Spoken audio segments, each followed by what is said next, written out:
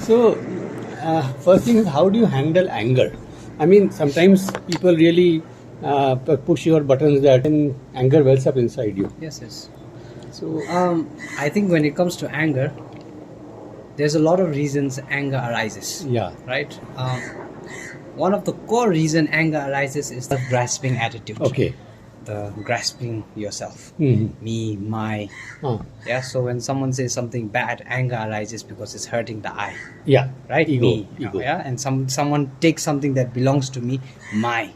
So the grasping attitude would be the main source of anger. Okay. Now, there's a few ways to deal with anger. A lot of people think anger is bad, right? We say anger is bad.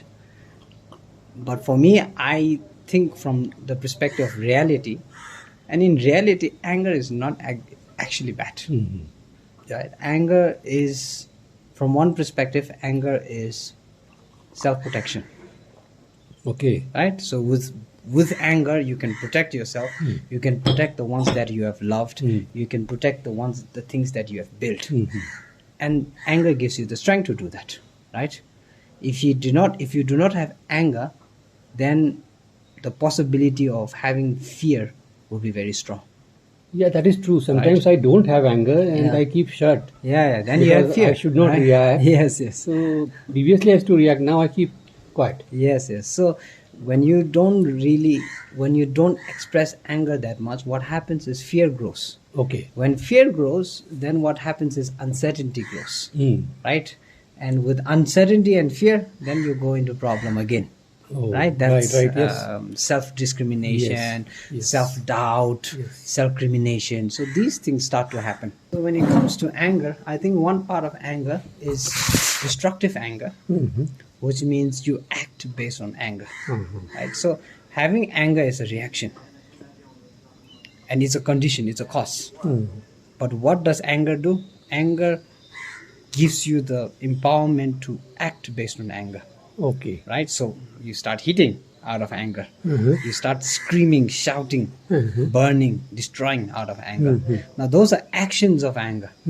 So I think one thing you need to do is control your actions that come out of anger. Yes. Yeah, the actions that are born out of anger. If you're able to control then anger, I always say anger is like your weapon. You can use it whichever you want. Fuel. Yeah, it's like a sword, right? You have a sword, you can use it to stab someone, or you can use it to, chop up the food, or you can use it in many different ways, useful ways, right? So that's like anger. Anger is like your sword. It's sharp, right? It can destroy, but it can also produce delicious food. It can also help you in doing a lot of good things. So when it comes to anger, I always say, if it is the action that comes after anger, then you need to, like you said, how do we control our anger, right? In that sense, then you can say, yes, we need to control our anger. Right? We need to logicalize within ourselves why acting out of anger is destructive. Right? When you understand the value, when you understand the outcomes of the actions that anger brings, then no one would want to be angry, right or not? Right? Today you hit me, I hit you back. No point. Then tomorrow you're going to say, oh, I'm going to hit him and his son and his family. Then I hit your son and your family. Then it just keeps on growing and growing. It's like fuel. Right? You put fuel on the fire, then it just keeps on burning more and more and more. So your actions that come after the expression of anger is what you need to start thinking of. Right? The moment you start thinking of that, then the anger goes down. It's not controlling the anger. Anger is okay, but it's controlling the actions that come after anger. If you are able to control the actions that come after anger, what happens? Your anger slowly goes down naturally. You see what I mean? So I think that is the best method. That is amazing, because I have tried this. Yes. And normally you tell them you are going to take care and all that, and I will see you, that kind of thing. I have to work on myself to that extent that these people can't even say anything. Yes. Even if they say something, it doesn't harm you. Yeah. So that is that's the epiphany of it, right? Now, conceptualizing anger, I always say, as long as you have wisdom, you are able to use your anger, right? So that's the important part. Yeah. You need to use wisdom to understand the methods in how you use your anger, right? We showing anger out of love. Have you ever heard of that? Anger out of love? Yeah. Yeah. Yes, it's there, Yeah. right? Sometimes we produce anger because we love someone so much and they're doing something so bad, then we can't handle it. Anger comes out, right? So this is anger out of love. Yeah.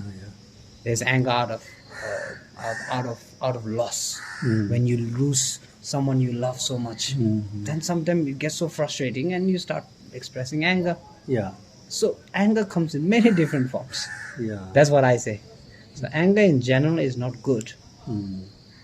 Anger that you take destructive actions against, that's not good. In order to work with that, like we said, it's always thinking one step ahead when it comes to the action. Right? What if I hit him? Then what happens? He hits me back. Then I'll have to hit him again. Yeah. Right? And then it gets worse. So that night we were talking about habituation. Yes. And mind. Yes. So it's similar to that. Yeah. You habituate your mind, even if the action is not there, the thought starts to process, and it gets worse and worse and worse and worse and worse and worse. Right? Today you say, oh, one Nepali guy punched me. Then tomorrow you say, oh, Nepali guys are very bad. Yeah. Then after that you say, oh, Nepal is very bad. You see that. It's gross. Yeah. Right? So it happens in that way. I Because mean, irrational. now, all the, the big wars, that's how it happens. A Jew comes and, has a problem with a Muslim. A Muslim comes has a problem with a Hindu. And Hindu comes has a problem with a Buddhist. And at the end of the day, it's a one-to-one problem, but because of Yes. the training of the mind, Yeah. the anger training of the mind, Yeah. right? You train it 1 year, 2 year, 3 year, 4 year, it grows. Yeah. So then from that one Hindu, it becomes all Hindus are bad, right? So similar to that. Yeah. So this is the concept. That one, the thing is, as human beings, we tend to do that a lot. Yeah. We tend to visualize, Yeah. right? We tend to visualize a lot. And then when we visualize too much, I think that's the outcome of visualizing too much. Visualizing on destructive thoughts too much. Then this happens. Yeah.